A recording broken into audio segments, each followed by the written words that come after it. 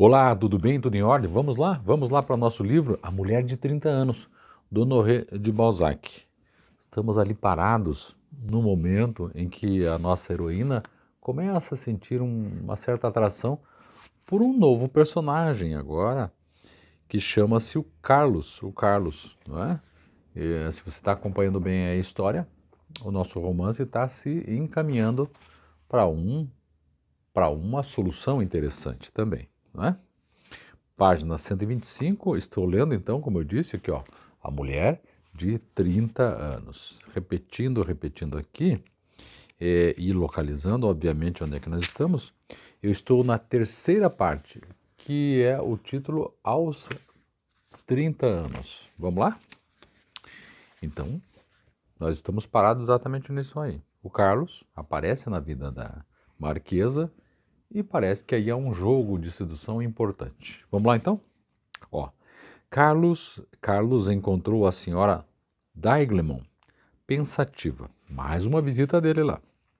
E quando lhe perguntou, num tom penetrante, que as doces magias do coração tornaram persuasivo, que tem?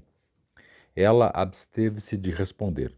Essa deliciosa pergunta acusava um perfeito entendimento de alma, e com o instinto maravilhoso da mulher, a marquesa compreendeu que os queixumes ou a expressão de seu pesar íntimo seriam, de qualquer modo, uma ameaça de compromisso.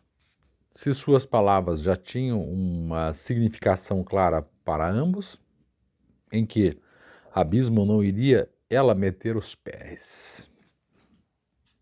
Ela leu em seu íntimo lucidamente e calou-se. E seu silêncio foi imitado por Van de Ness, que é o Carlos. Não estou bem, disse por fim, temerosa com o alto significado de um momento em que a linguagem dos olhos supriu completamente a importância das palavras. Aqui veja, localizando no texto, provavelmente aqui uma ilação minha, ela não está bem porque ela percebe que começa a caminhar para o caminho da paixão. Que, você sabe, o caminho da paixão é sem controle. Ele já está nesse e ela, nós já sabemos pelo texto, também está. Talvez isso é que esteja incomodando a nossa personagem.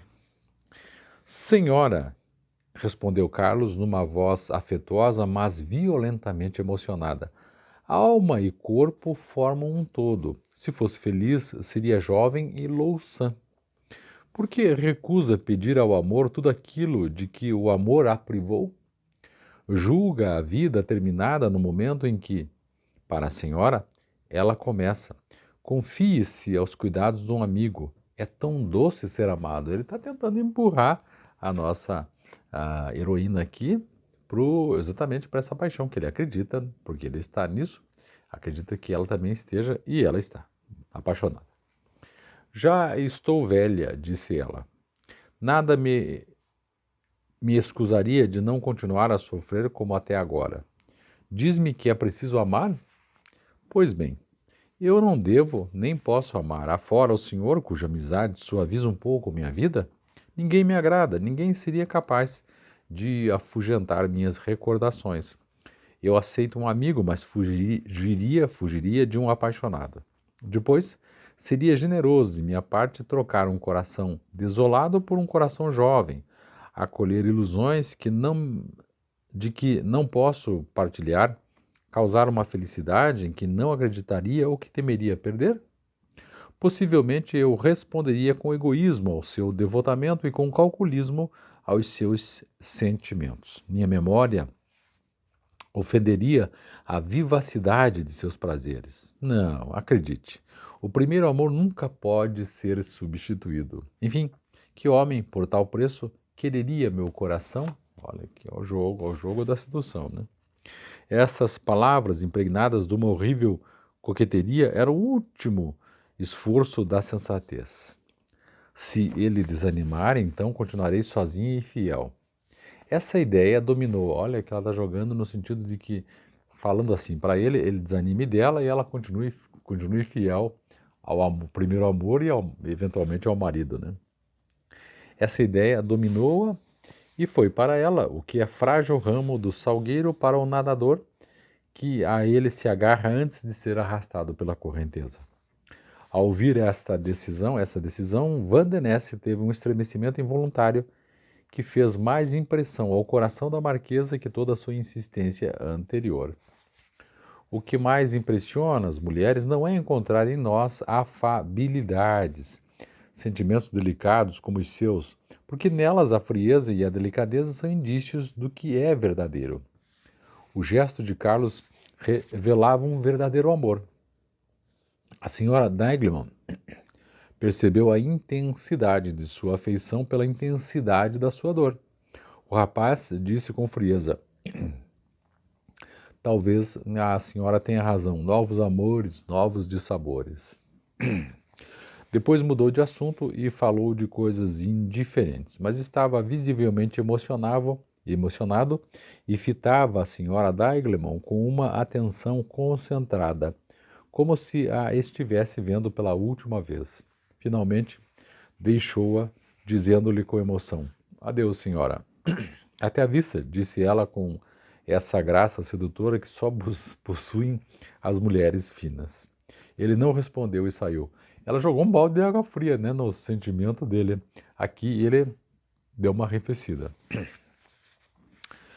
Quando ficou só, quando a cadeira que Carlos ocupara vazia falava por ele, a marquesa sentiu-se arrependida e achou que não tinha procedido bem. Parece-me que falta exatamente os dois assumirem esse desejo, assumirem a paixão, né, e ver o que acontece. Obviamente que o rapaz está numa situação melhor do que ela, porque ela é casada e precisa manter um certo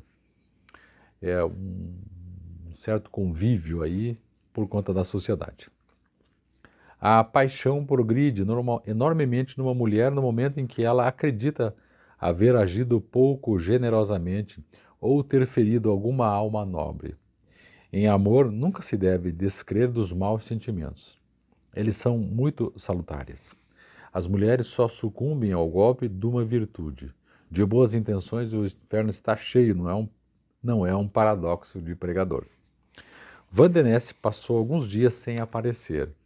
Todas as tardes, à hora em que ele costumava vir, a marquesa esperava-o com uma impaciência cheia de remorsos. Escrever seria uma confissão. Aliás, seu instinto lhe dizia que ele voltaria. No sexto dia, que interessante, sexto dia o criado de quarto anunciou-o. Jamais ela lhe ouvira o nome com tanta satisfação. Sua alegria assustou-o. Fui bastante castigada, disse-lhe ela. Van den Ness fitou-a com um ar espantado. Castigada? Repetiu ele. Mas por quê? Carlos compreendia perfeitamente a marquesa, mas queria vingar-se dos sofrimentos porque passara, já que ela os suspeitava. Porque ficou nesse jogo, né? Só no jogo. Por que não tem vindo me ver? Perguntou ela, sorrindo. Então, não tem recebido visitas? Disse ele para fugir de uma resposta direta. O senhor de Ronquerolles, o senhor de Marseille e o pequeno Desgrignon estiveram aqui, um ontem, outro esta manhã, cerca de 2 horas. Vi também, creio, a senhora Firmiani e a irmã do senhor, a senhora de Listomère. Esse de Marseille aqui que ela fala, o senhor de Marseille, é um importante personagem do mundo balzaquiano, entrevista em Modesta Migron, uma filha de Eva, etc. E o pequeno Desgrignon é um jovem aristocrata depravado e perdulário, protagonista de O Gabinete das Antiguidades. O nosso amigo Honoré de Balzac vai misturando personagens aqui para ajudá-lo nesta ficção. Outro sofrimento, dor incompreensível para aqueles que não amam com esse despotismo usurpador e feroz, cujo efeito mínimo é um ciúme monstruoso, um desejo perpétuo de furtar o ser amado a toda influência estranha ao amor. Como? Exclamou Van den Ness com consigo. Ela viu criaturas satisfeitas, ela lhes falou enquanto eu permanecia solitário e infeliz. Esse jogo aqui é muito interessante, né? Nós estamos falando de paixão, né? Eu estou dividindo isso aqui como de paixão. Mas é aquela velha história que quando a pessoa termina um amor, enfim, um relacionamento com alguém, ele fica um tempo meio que sondando o outro, não é? Para ver se a pessoa está feliz e só ele que está infeliz. Então, né, aqui é exatamente igual. Sepultou o seu desgosto, na página 128, e lançou seu amor para o fundo do coração como um esquife é lançado ao mar. Seus pensamentos eram daqueles que não se exprimem, que têm a rapidez dos ácidos que matam ao se evaporarem. Contudo, o seu rosto se anuviou e a senhora Daiglemon obedeceu a um instinto feminino, partilhando dessa frieza sem a compreender. Ela não era cúmplice do mal que fazia e Van der Ness se apercebeu disso. Falou de sua situação e de seu ciúme como se tratasse de uma dessas hipóteses que os apaixonados gostam de discutir. A marquesa compreendeu tudo e ficou tão vivamente comovida que não pôde reter as lágrimas. Desse momento em diante entraram ambos no céu do amor. Céu e Inferno são dois grandes poemas que fixam os dois únicos pontos em torno dos quais gira nossa existência, a alegria ou a dor. O céu não será sempre uma imagem do infinito de nossos sentimentos, que jamais será pintado senão em detalhes, porque a felicidade é uma só. E o inferno não representa as torturas infinitas de nossas dores, de que só podemos fazer obra de poesia porque todos são dessemelhantes? Uma tarde, os dois enamorados estavam sós, sentados lado a lado, em silêncio e ocupados em contemplar um dos mais belos espetáculos do firmamento, um desses céus puros em que os derradeiros raios do sol lançam fracas tintas de ouro e de púrpura. Nesse instante da tarde, o lento esvaecer da luz parece despertar sentimentos suaves. Nossas paixões vibram delicadamente e saboreamos as perturbações de não sei que violência em meio à calmaria. Mostrando-nos a felicidade por imagens vagas, a natureza convida-nos a gozá-la quando a temos perto de nós, ou com que choremos sua perda quando nos fugiu. Nesse instante, férteis em encantamentos sob o dossel dessa luz cujas ternas harmonias se unem às seduções íntimas, é difícil resistir aos desejos do coração que tem então tanta magia. Um momento ali de pôr do sol, os dois juntos, né? O autor aqui aposta numa certa magia do amor. O pesar se embota, a alegria embriaga e a dor abate. As magnificências da tarde são o presságio das confissões e as encorajam. O silêncio torna-se mais perigoso que a palavra, comunicando aos olhos todos o infinito do céu que eles refletem. Se falamos, o mais insignificante termo possui um poder irresistível. Não há então luz na voz, púrpura no olhar? Não temos a impressão de que o céu está em nós ou que estamos nós no céu? Contudo, Van der Ness e Júlia, pois desde alguns dias ela se deixava chamar assim familiarmente por aquele a quem gostava de chamar de Carlos, ela chamava ele de Carlos e ela de Júlia. Por um momento, para a época, me parece que já é uma intimidade, né? Chamar pelo primeiro nome. Falavam ambos, mas o assunto primitivo da palestra estava bem longe deles e já nem sabiam o sentido das palavras, escutavam com delícia os pensamentos secretos que elas encobriam. A mão da marquesa estava na de Van der Ness e ela a abandonava sem pensar que isso fosse um favor. Olha aqui, ó, os corpos se encontrando. E é interessante porque não se fala no Vitor, que é o esposo da marquesa, porque tudo isso se desenrola na casa. Não sei exatamente o que está acontecendo em relação ao marido, se ele não está em casa, se ele não está nem aí, ou se ele, né? talvez até saiba, não sei. Vamos ver na sequência aí se ele aparecer aqui. Porque não é comum, o sujeito vai na casa, fica se enrolando ali, né? Elas estão de mãozinha dada já, né? Não é comum, pelo menos não me parece ser assim, ainda mais naqueles dias que todo mundo olhava todo mundo, né?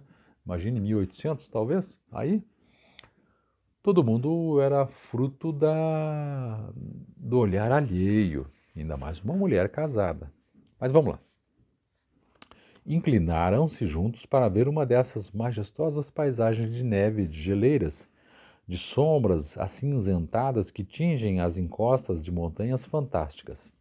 Um desses quadros repletos de contrastes bruscos entre as chamas vermelhas e os tons escuros que decoram os céus com uma inimitável e fugaz poesia. Fraldas magníficas onde renasce o sol, maravilhosas mortalhas de crepúsculo. Nesse momento, os cabelos de Júlia roçavam o rosto de Van der Ness.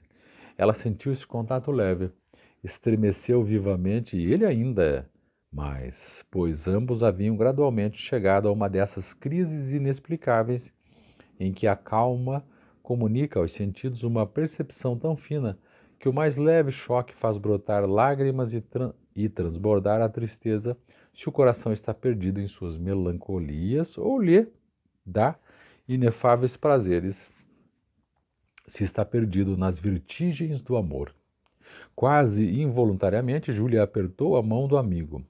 Essa pressão persuasiva deu coragem à timidez de Van der Ness.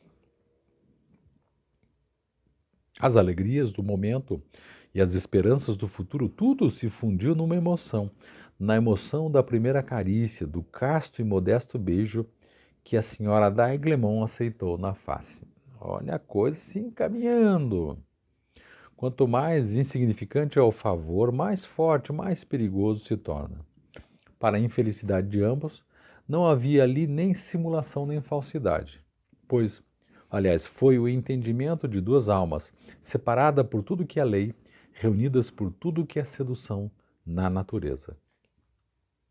Olha agora o que vai acontecer, gente. Imagine os dois quase de mãozinha dada, roçando, ele tacou-lhe um beijinho no rostinho dela. Então, imagine esse momento, né? Aí o que acontece? Página 130, ó. Neste momento, entrou o general d'Aiglemont, o marido dela, o Vitor, o general d'Aiglemont. O ministério caiu, disse ele. Seu tio faz parte do novo gabinete. Desse modo, tem muitas probabilidades de vir a ser embaixador, Van der Ness. Ele entrou, não sacou o momento que eles estavam vivendo, ali um devaneio, né? E endereçou a palavra para o rapaz, para o Carlos, dizendo que o ministério caiu e o tio dele está ocupando uma posição de destaque. O Van der Ness vai virar embaixador, com certeza. Carlos e Júlia entreolharam-se, corando. É porque Carlos e Júlia, né, os dois, não estão nessa discussão aí de política. O negócio deles é entre eles. E aí, com a entrada dele falando isso, eles tomaram um susto. Esse pudor mútuo ligou-os ainda mais, quer dizer, ficaram com o rostinho vermelho, os dois, ambos, e isso foi uma ligação entre eles, né? Disse muito mais do que simplesmente dar as mãos ou qualquer outra coisa. Ambos tiveram o mesmo pensamento, o mesmo remorso. Laço terrível e tão forte entre dois bandidos que acabam de matar um homem quanto entre dois apaixonados culpados de um beijo. Era preciso responder ao marquês. Eu não quero sair de Paris, disse Carlos de Van der Ness. Nós sabemos por quê, replicou o general, afetando a finura de um homem que descobre um segredo. Não quer abandonar seu tio para conseguir ser declarado herdeiro do seu papariato. A marquesa escapou para o seu quarto, formulando consigo esta horrível opinião sobre o marido. Ele é por demais imbecil. Olha que interessante. O nosso amigo Carlos podia ocupar uma embaixada, né? Porque o tio dele agora vai ter uma posição de destaque. Ele disse, não quero ir. O marido da marquesa, burramente, não percebendo a situação, disse, eu sei porque você não quer ir. É porque o seu tio você quer cuidar, você não quer abandonar seu tio para conseguir ser declarado herdeiro, né? Para ficar com os bens do seu tio, provavelmente o tio mais velho. E aí ela, a marquesa, foi para o quarto pensando que, como o meu marido é imbecil, ele é por demais imbecil. Terminamos, gente. Página 131. Muito bom, muito show. Vamos em breve passar, no próximo episódio, vamos passar para a quarta parte, que chama-se O Dedo de Deus e o Bièvre. Está aqui, página 133. É isto. Estamos firmes e fortes aí. Dê uma olhada na playlist. Além dos livros, eu tenho mais outras coisas interessantes no canal. E inscreva-se no canal, destrava o sininho e diz aí no sininho que quer receber todas as recomendações deste canal. Tá certo? Muito obrigado. Acabei de ler mais uma parte de A Mulher dos 30 Anos, de Honoré de Balzac. É isso. Muito obrigado. Tchau, tchau.